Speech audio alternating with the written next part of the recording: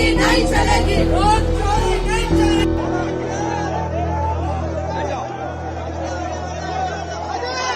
उधर जाना यार। वो एक्चुअली बात नहीं कर सकते हैं, रियलिटी ये है, क्योंकि सच्चाई देश के सामने है। और ये जो लड़ाई है ये राजनीतिक नहीं है, ये कॉन्स्टिट्यूशन की लड़ाई है, कॉन्स्टिट्यूशन को बचाने की लड़ाई है, वन मैन वन वोट की लड़ाई है। इसीलिए हमें साफ प्योर वोटर लिस्ट चाहिए। डरे हुए हैं, कायर हैं, सरकार कायर है। और इतने भारी तादाद में सुरक्षा व्यवस्था, अरे सुरक्षा व्यवस्था हमें नहीं जाने देना चाहते। टीएमसी के एक सांसद बेहोश भी हो गई थी। अरे बहुत लोग, ये लोग सुनना नहीं चाहते। इन्होंने लोकतंत्र का मजाक बना दिया। देश के अंदर ये चुराई हुई सरकार है और ये चुराए हुए वोटों से बनी हुई सरकार है। अगर इनके अंदर जरा सी भी गैरत है, जरा सी भी नैतिकता है तो इस्तीफा दें। हम लोग भी जीते हुए हैं, हम भी इस्तीफा देंगे। सांसदों के साथ इस तरह का बर्ताव हो रहा ये देखिए यहाँ क्या बर्ताव हो रहा था मेरे साथ ही। लेकिन मसूद जी, आपको 12 बजे का समय दिया गया था डेलीगेशन को, तो यहाँ पकड़ के मैं बंद कर दिया। समय दिया गया था, पकड़ के बंद कर दिया पुलिस स्टेशन में।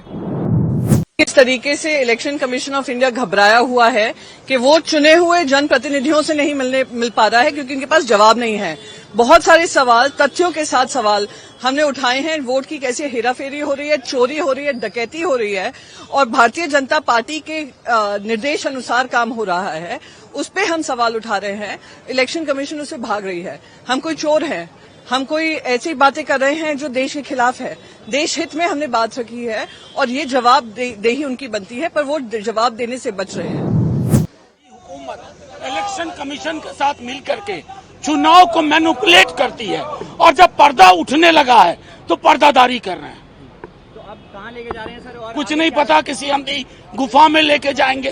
तानाशाह को मजा आ रहा होगा। 30 लोगों की परमिशन क्या दी गई है सर? दिल में जगह नहीं है, मन में मैल है, नहीं तो जगह की कोई कमी नहीं है। क्या जेल की सलाखें राहुल गांधी को रोक पाएंगी? क्या जेल की सलाखें विपक्ष और देश को रोक पाएंगी? अब एक ही नारा है, बोल रहा है पूरा देश, वोट हमारा छू के देख। मोदी सरकार और ईसीआई का ये जो गठजोड़ है, ये पूरी तरह से लोगों ने खारिज कर दिया। एक ही देखिए, जो उन्होंने कहा वो सच है, वही स्टेटमेंट मेरा भी है। देखिए, अगर कोई सरकार ऑफिस तक पहुंचने नहीं देती तो वो सरकार को क्या डर है मुझे मालूम नहीं है, क्योंकि ये तो पीसफुल डेमोन्स्ट्रेशन है और ये वीवीआईपी लोगों का डेमोन्स्ट्रेशन है। इसमें कोई गड़बड़ करने वाले नहीं, इसमें कोई किसी का धक्का मुक्की करने वाले नहीं, तो पीसफुली यहाँ रास्ते पे बैठे। लेकिन वो कम से कम एक हॉल में सब 200-300 मेंबर्स को एक जगह बिठा के वो कह सकते थे, जैसा कि राहुल गांधी जी एक्सप्लेन करे कि बहुत से चीजें ये है, कि वैसा ही वो बिठा के पूछ सकते थे और हमको जो बोलना है सारे मेंबर बोलते थे। अब 30 मेंबर को आओ, अब 30 मेंबर किसको भेजना, क्योंकि इसमें अलायंस पार्टीज है सब, और हम चूज करना अच्छा नहीं रहता।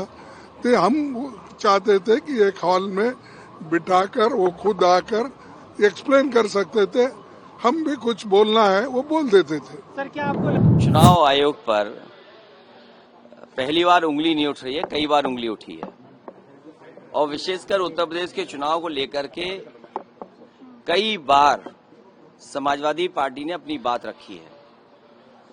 पिछली बार जब उपचुनाव था और उपचुनाव में जो धांधली हुई उसको लेकर के भी शिकायत की गई कि किस तरीके से सरकार ने मिलकर के अधिकारियों के सहारे वोट की चोरी नहीं की, वोट की लूट की, डकैती की, और जो समाजवादी पार्टी के नेता कार्यकर्ता आते थे उनको फोर्स से रोका जाता था, पुलिस रोकती थी।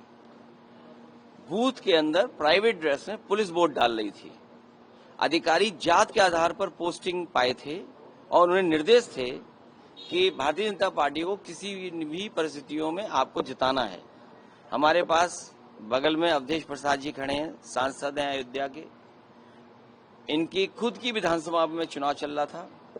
इतना भारतीय जनता पार्टी को कभी भी उस विधानसभा में वोट नहीं मिला। जीत हार अलग होती है, लेकिन इतना वोट पार्टी को कभी नहीं मिला। लेकिन बेईमानी कर करके बड़े पैमाने पे हर बूथ पर जात के आधार पर अधिकारी लगा करके, जात के आधार पर पोस्टिंग दिलवा करके वोट की लूट की गई थी। और उससे पहले 2022 के चुनाव में जब समाजवादी पार्टी ने, और मैंने खुद आरोप लगाया था कि जानबूझ करके समाजवादी पार्टी को वोट काटे गए, डिलीट किए गए, तो चुनाव आयोग ने नोटिस दिया।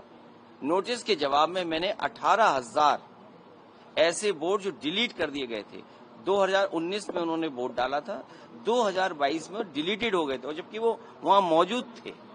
वो 18,000 वोट की हमने सूची दी थी।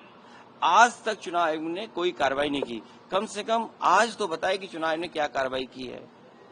क्या वो भी जो दोषी थे उनके अधिकारियों के खिलाफ कोई कार्रवाई की गई हो? एक तस्वीर है जिसमें पुलिस का अधिकारी सीधा रिवॉल्वर तान करके रोक रहा है वोटर्स को। रामपुर में जब घटना हुई तब भी हम लोगों ने शिकायत की कि रामपुर में किस तरीके से वोट रोके गए, लोगों को घर से नहीं निकलने दिया। वो वीडियो विजुअल्स है सबके पास, लेकिन कोई कार्रवाई नहीं हुई। सरकार बीजेपी की है लखनऊ में, सरकार दिल्ली में बीजेपी की है। हमें उम्मीद है कि कर्नाटका में कम से कम सरकार कांग्रेस की है। ऐसे अधिकारी जिन्होंने वोट चोरी कराई है, वो बीएलओ हों, एसडीएम स्तर के हों, जिलाधिकारी के स्तर के हों, उत्तर प्रदेश में सरकार होती तो हम लोग कार्रवाई करते उन अधिकारियों पे। हमें उम्मीद है कि कांग्रेस पार्टी उन तमाम अधिकारियों के खिलाफ जिन्होंने वोट चोरी करके वोट चोरी में साथ दिया है, उनके खिलाफ कार्रवाई होगी। आज जो लोकतंत्र के ऊपर और चुनावी लोकतंत्र के ऊपर सबसे बड़ा हमला हुआ है और सबसे बड़ा सच सामने आया है वोट चोरी का, उसको लेकर सांसदों का प्रदर्शन था। पहले ही चुनाव आयोग को सूचना दी जा चुकी थी कि सारे लोग मिलकर एक मेमोरेंडम देना चाहते हैं, लेकिन सांसदों को रास्ते में रोक लिया गया। चुनाव आयोग किस बात से भाग रहा है? जो उन्होंने लाखों वोट की चोरी करके भारतीय जनता पार्टी को जिताया है, मोदी सरकार को जिताया है, अलग अलग राज्यों में और देश में जिताया है, उसका सच तो पूरे देश के सामने आ गया है। तो आपको मिलने में क्यों डर लग रहा है? मिलिए और बात सुनिए। आज जिस तरीके से सबको डिटेन करके थाने में रखा गया वो पूरी तरीके से गलत है और लोकतंत्र की हत्या की कार्रवाई है।